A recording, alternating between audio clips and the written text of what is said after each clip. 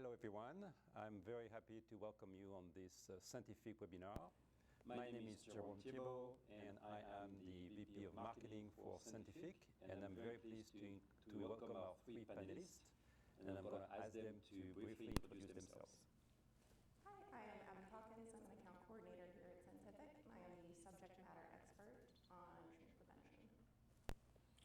Hi, my name is Vasu Sundarababu. I'm Senior Vice President, Head of Digital Engineering Services in Scientific. Very glad to be here. And I'm Wayne Akoka, Head of Retail and CPG Solutions. Thank you all of you, and let's jump right in. Could one of you define shrink in retail? So shrink, maybe I'll take a stab at it. Shrink encompasses many different aspects. Theft is one of the most obvious ones, be it with customers theft or also internal theft. And I'll go into certain examples. The second one is open box or damages to your products, which also happens quite a bit. And that is, those are probably the top three buckets that I can think of. When you're thinking of in-store shrink, just like normal theft, there's many aspects and variations of that as well. You can think of just a person, taking a bag of candy and not paying for it. That could be theft. You can think of a brute force type of theft with overwhelming force, with 4 or 5 people coming in the store, overwhelming staff, and taking a bunch of items. But it could also be more subtle things, like open box. That happens a lot, for example, in DIY retailers, where they open the box, they take some of the pieces and bring them home, and that could also qualify as shrink, as the item is unsellable. And finally, one other type of shrink is, the simplest one is you knock over a bottle and you break it, and that's considered also a loss for the store. Some of the more subtle and harder to track, but are probably some of the most prevalent in like 40% of the cases, is also internal theft. And that one is with an accomplice. So imagine if a store employee at the checkout would scan items, maybe they forget to scan an item or multiple items, or if they're preparing an order in the back office, maybe they add more quantity of items than the order itself because they know who it's shipping to. So there's multiple ways of looking at it. And that diversity, I will say, of cases makes it very, very, very hard to solve in a systematic fashion. How would you define the business challenges, not only for the organization, but as well for the customers? Well, the business has to find a way to track shrinkage, which means identifying patterns. So oftentimes it's being identified after the fact, and it's kind of playing a game of catch up. You have the people who are on the ground working to prevent theft via CCTV observation, floor observation, but then you also have them auditing inventory, double checking that things are censored properly, just reviewing video. And there's a lot of time and effort that goes into tracking patterns and shrinkage. And oftentimes those patterns, as soon as you identify it, find a solution, and come up with a way to reallocate your resources to target that problem, the problem has already moved to a new department. So it can get very frustrating for staff and customers alike. What is being done to solve those challenges? Yeah, I'll take this. Traditionally, the shrinks are all monitored manually using, say, for example, observing the patterns in a CCTV camera by a bunch of people in the asset protection team to actually detect the shrinkage and prevent it. As my colleague said, it's all after the fact. So there is not a preventive mechanism to do that shrinkage, to prevent the shrinkage before it happens. So advancement in the various of technologies which is evolved. First it is with the sensor and RFID, where if you check out an item and if it is unbilled, then the RFID scanners usually detect it. But not all the products, not all the items can be RFID'd or censored, and RFID can be tampered. Okay, so the latest evolution of this technology advancement is, can we use cameras and the computer vision to detect the pattern and alert it as it and when it happens, rather than as an after effect. So that's an advancement. Because of the advent of AI and the advancement of computer vision technologies in the recent past, has helped us to actually identify the pattern in a near real time, and helps us to prevent it, or helps the store managers to prevent the shrinkage as it happens. So that's the new trend which we are seeing in the market. And what is the approach that we should be taking and companies could be taking? So, when we came up with those solutions at Scientific, we really tried to start with the end consumer of the said solution. And in this case would be people typically like Abby, who were in those stores trying to manage as much as they can with their bare hands those occurrences of shrink. And the way we do it is we want to make sure that we're giving the tools to your store managers, to your asset protection staff, to be able to monitor the entire store, right? So it always starts with, at least from our perspective, is how can I give you back control of your store, right? How do I get a systematic 100% coverage, unbiased, and all the time, and quite automatically, right? And from there, how am I able to give you notifications to your staff to say, hey, take a look, this area, maybe a customer needs help, that's a pretty valid case as well. Or something bad is happening, you should probably call your security team or intervene, or maybe ask a question. There's many ways of intervening, and that really depends on what the retailer or the asset protection team want to do. So from that point, like Vasu mentioned, we connect to cameras, and the idea is to supplement what we see with AI and a layer of AI there. And the way we interpret it is we try to describe what's happening, and from there, abstract that information with another set of AIs to be able to say, hey, what does this mean? If a person is just walking around and doing things, fine, they're just walking, they're looking, there's nothing suspicious about it. But if you think like TSA agents, right, they're looking for every little breadcrumb to figure out what possibly going on in somebody's head. But in this case, we're trying to look at the patterns.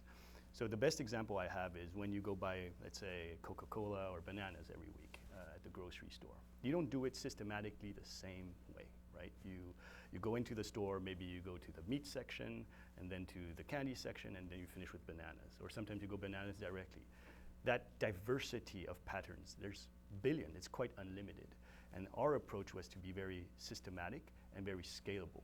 So to do that, what we do is once we've described what's happening, with very simple activities like I'm walking, I'm picking up an item, I'm looking at a camera, I'm using my phone, etc., we're able to understand what those patterns mean. And if a pattern changes, our AI can figure out and learn by itself what it can mean. From a security standpoint, and I think Vasu, you can speak about it. I'll just briefly touch upon it. Is what we make sure is that we're compliant with privacy laws. So when we're tracking customers in the store, we're not identifying them, we're not labeling them, we're just tracking them anonymously to really understand what the pattern is. And from there, if our AI will grade the pattern and tell you and alert the staff to say, hey, is this theft? Is this not theft? Is this a safety issue? That could also happen. And if there is a doubt from the AI, we always have a second set of eyes. We call it human in the loop. From an AI standpoint, it's active learning. It's basically, if we're not sure, if we have a doubt, we don't want to harm your customer loyalty. You can't go to someone and accuse them. So we have a second set of eyes that looks at the videos and the footage and makes that call on the fly within 60 seconds. But maybe Vasu, you can explain a little bit more about that. Yeah, you touched upon many aspects of challenges that comes with the AI, right? First is it identifiable? Are we introducing a bias in the systems? So that's the first, any AI system first should answer that question, otherwise it becomes relatively transgressing into the privacy in this thing, and more importantly, it suffers from customer experience, because you might inadvertently offend some customers. So our approach to the AI follows the responsible AI guidelines laid out by the AI Council, and which is followed by companies like Microsoft, which is in their thing, to avoid biases. So the one way of doing it, the one way we ensure it is all of those transactions, we identify the patterns, and we don't associate a transaction to and personally identifiable or anything related to the demographics. It is neither captured nor used in our rules or identifying the pattern. So that is the first step towards that. The second thing we actually do that is when we synthesize these patterns, we also ensure there is a risk score associated for each of the event. Not all the events can be constructed as a thing. So to make sure that we do that. In a simplest way, we are really looking at an anomaly of a shopper's behavior to identify a theft, because 99.5% of the customers who walk into the store is trying to buy an item in a more this thing. It's only the 0.05% of the people who are doing. So we have to be very careful in identifying the anomalies and the patterns, and more importantly, have a second check, which is the human in loop part of it. This helps us two things. One, it actually helps us prevent howlers, which is primarily not a thing in our parlance. It's called false positives. It reduces the false positives greatly if you have that. And second, whatever is being learned, we identify each and individual event and score them. So thereby, the same kind of patterns, which is previously falsely identified, is never repeated. So in that way, our engine gets smarter. And the last part, even before we actually publish any AI models, we actually simulate all of those transactions in our studios and make sure that our data collections and the data curation team curates all of those behaviors and the transactions, so that when we actually deploy the model on the production, it is already follows standards and guidelines laid out by the responsible AI framework, and that helps us. And we strictly follow all of the AI guidelines with our partners like Microsoft, who helps us to keep check and remove biases in the AI system. That's great.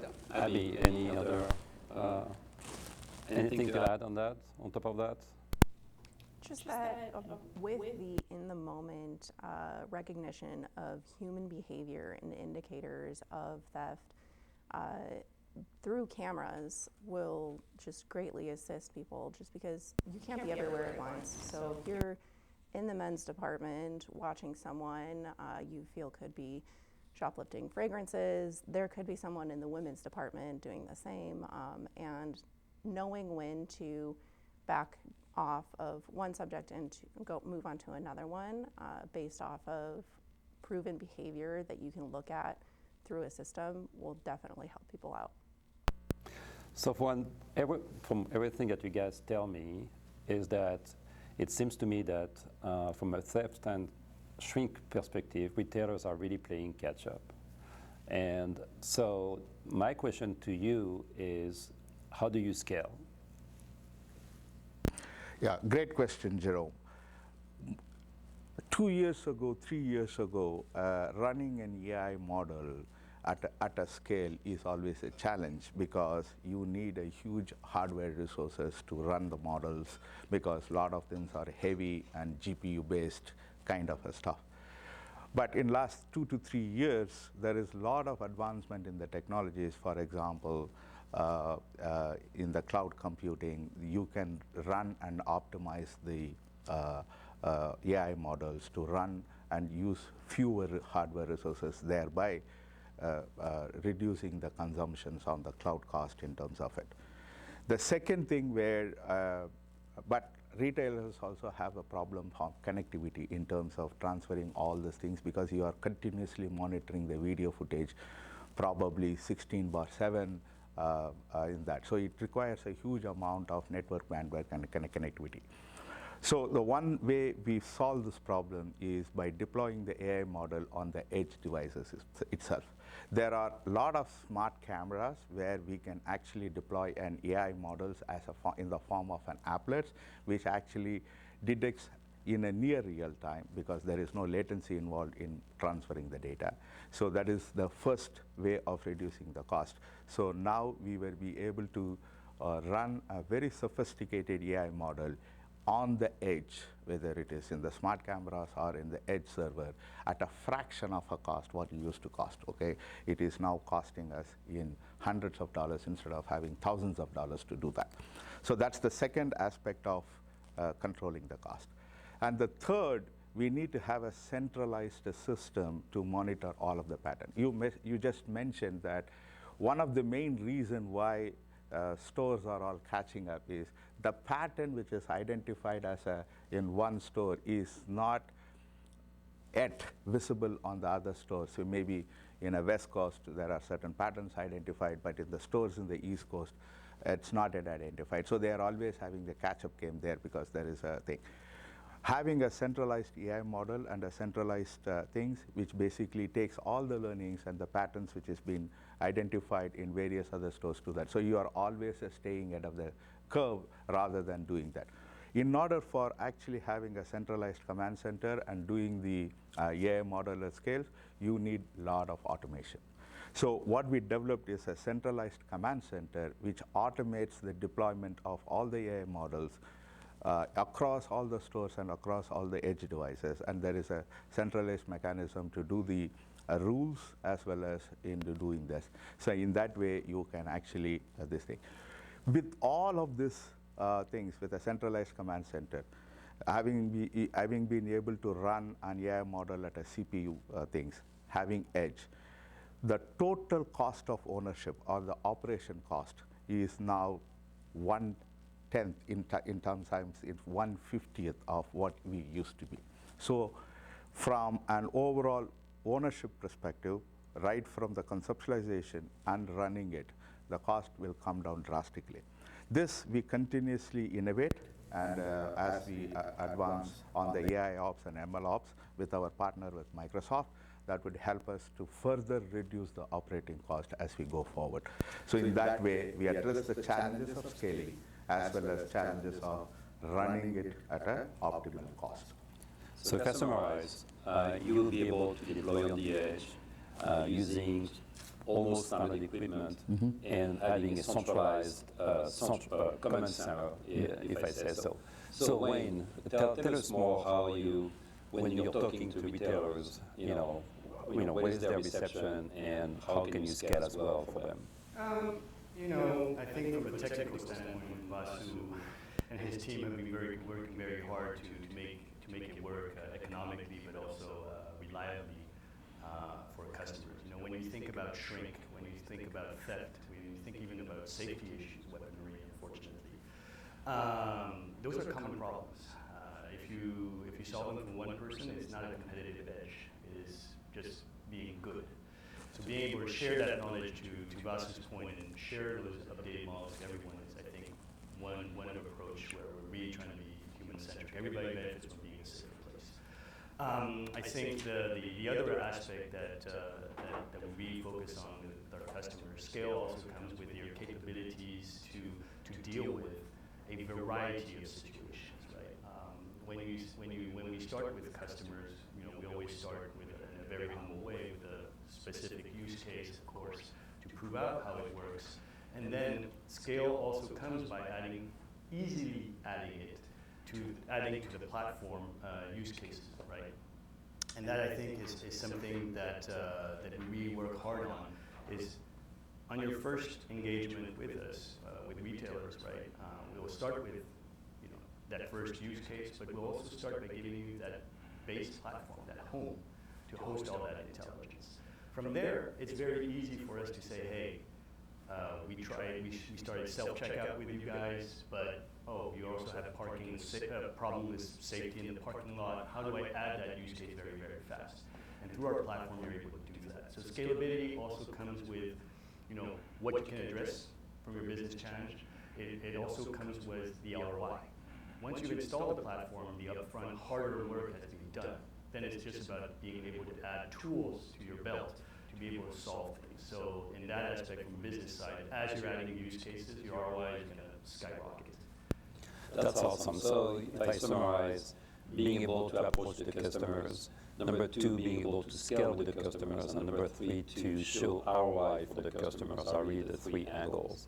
So turning to Abby, what is your experience as well between the relationship between shrink and safety, and what is the feedback from retailers?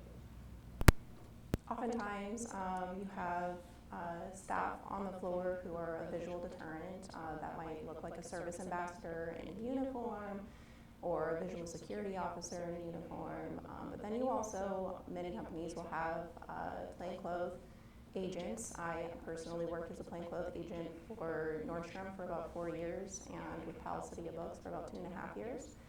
And I can say that safety is definitely a concern. When you're on the floor observing individuals, that situation can escalate very quickly, and unless you have the appropriate training and the appropriate response time, and even if you have that training and response time, things can turn south very quickly. Things can get physical, people can get hurt, merchandise can get damaged, staff can get hurt or traumatized. And it's just a concern all around. Safety is definitely something that you have to keep in the back of your mind the entire time you are working on the floor. That makes sense. And I think question for all of you, you all have a lot of experience in retail and shrink. What are examples of shrink that surprised you the most? I would say I was most shocked by fraud.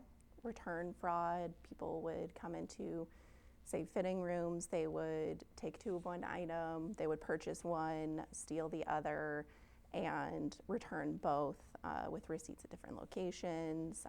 People would purchase cosmetics and open them, take out the expensive $500 face cream that they purchased, and they would be able to reseal those packages to make it look like they never opened it, return that for cash. And it was very unexpected to see so much fraud, and something that you don't consider, because when you hear about theft, you think, oh, that person put something in their pocket and they walked out of the store, but you don't consider return fraud, credit fraud.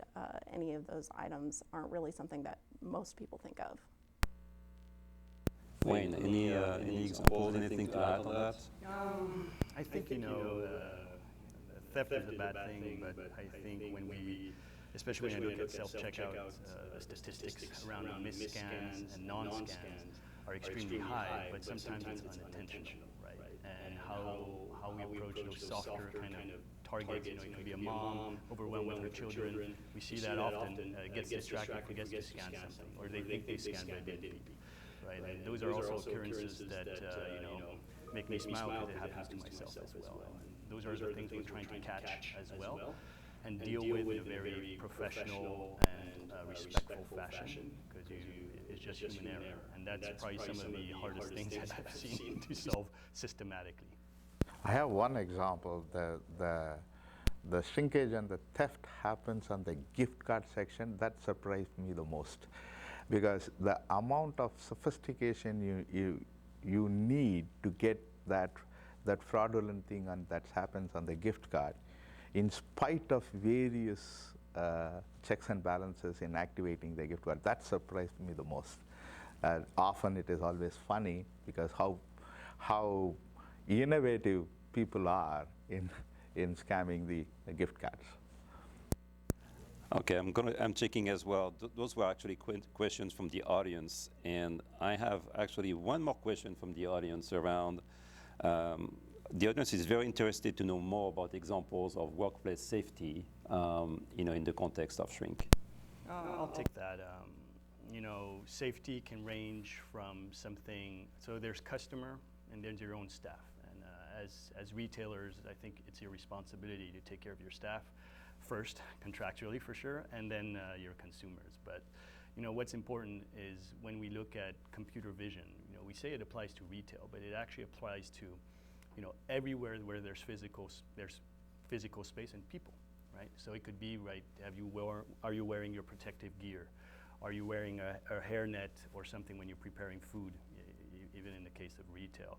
It could be for consumers slippery surfaces, something's broken, or there's an obstacle. But unfortunately, it also ranges to violence and weaponry. When you think about schools, when you think about people, wielding weaponry in a parking lot before they come into the store. What we take a lot of pride in is trying to solve those issues, because sometimes 45, 60 seconds heads up could mean saving lives. So there is a real life impact to those kind of safety situations, unfortunately, and we're trying to leverage this technology in those cases as well. So we have a few minutes left, and in terms of conclusion, how could all of you summarize the approach of Scientific to shrink and how to optimize it? Yeah, I guess we are in an exciting stages of this evolution of AI. Okay, what AI can help solve is we are actually scratching the surface. But when we are applying the AI in a responsible AI with a human-centric design, which is at the core of scientific design, we help to solve various problems, including shrinkage, workplace safety, using the most simplest of the methods. Okay, so that excites me, and I believe that alone helps our customers to stay ahead and solves some of the things which previously thought that they cannot solve it because they have to live with that, but now they can do that in a much more sophisticated manner. That excites me, and Scout is our first endeavor to use responsible AI to solve the problem. Scout being the scientific solution Scientific that solution we are using. Yes. Thanks for correcting it. Yeah.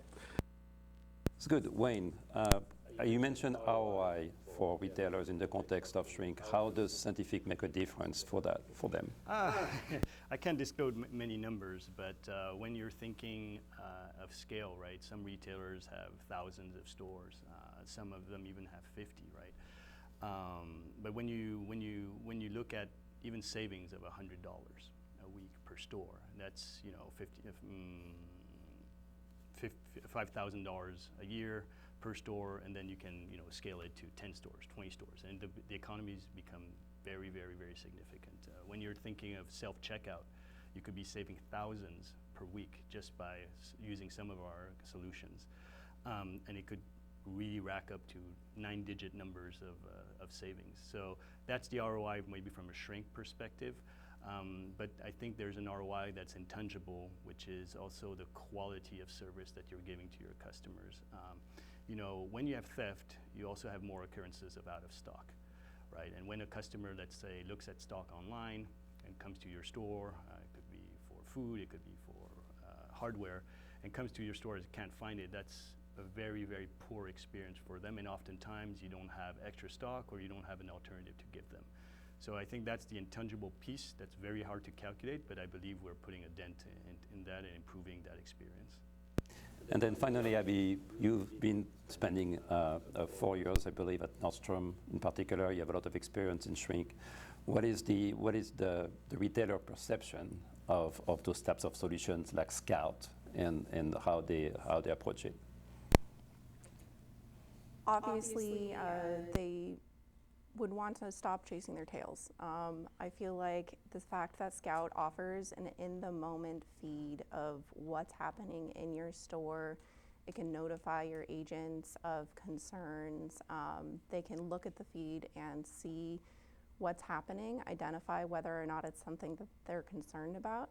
I feel that that's going to offer clients a sense of empowerment, and I feel like that's something that will also give their staff more confidence in the company's efforts to give them the equipment and tools they need to stay safe and protect people and merchandise. That's awesome. So in summary, we have Scientific, our solution, Scout, and great opportunities for retailers to communicate with us. Thank you very much. We're at time, and it was a real pleasure to talk with all of you. Thank you, Jerome. Thanks a lot. Take care.